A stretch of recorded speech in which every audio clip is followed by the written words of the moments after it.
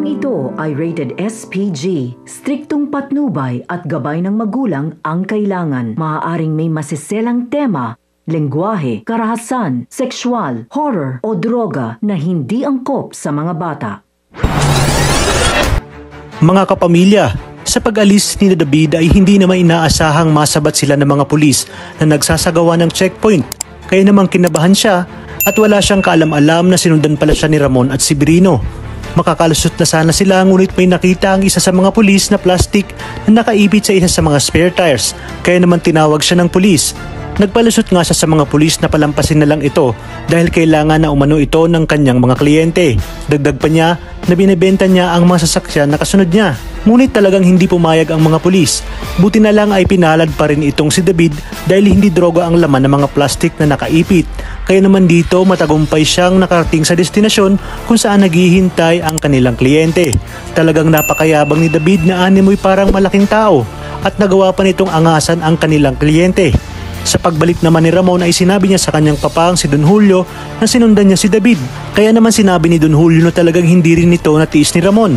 Napabilib nga si Ramon kay David at siguradong matutuwa nito si Olga. Samantala, naunang dumating ang mag-asawang Marsing at Nita sa korte at habang kasalukuyang nasa sasakyan sina Edwin at ang grupo ni Kidlat ay tinanong nila si Edwin kung sasama ba ito sa gagawin nilang pagtakas dahil wala na umanong ibang pagkakataon.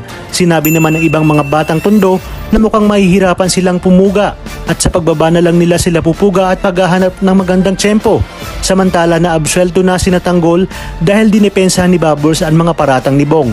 Kaya namang grupo ni Bong ang mapaparusahan ngayon. At ang mga dapat nating abangan ngayong Lunes, unti-unti na ngang nauunawaan ni Mayor Celso na mabuting tao pala talaga itong si Tanggol kung kaya't dito makikipag-ayos na ito sa alitan nilang dalawa. Habang sa pagdating naman ni Edwin ay nakakuha na ng tiyempo ang grupo ni Kidlat kaya't magkakaroon ng bakbakan at palitan ng mga bala sa pagitan nila at ng mga kapulisan. Wala lang nagawa si Edwin kundi sumama kina Kidlat dahil tiyak na dehado siya. Nalaman na nga rin ni David na nakabalik na sa kanilang bahay sina Marsing at Nita.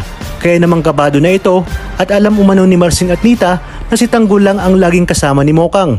Kaya naman iginit ni Olga na kinakailangan umuwi itong si David sa Quiapo upang manganap nga ng impormasyon. Sa kabilang banda, nakilala na nga din ni Tinding ang isang senyora Bettina Caballero na kanyang tinulungan.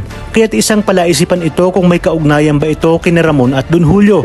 Talagang kapanapanabik ang mga susunod na tagpo sa teleseryeng ito. Kaya naman sabay-sabay nating yang aabangan. At kung bago ka pa lamang sa akin channel, ay sana'y huwag kalimutang mag-like at subscribe.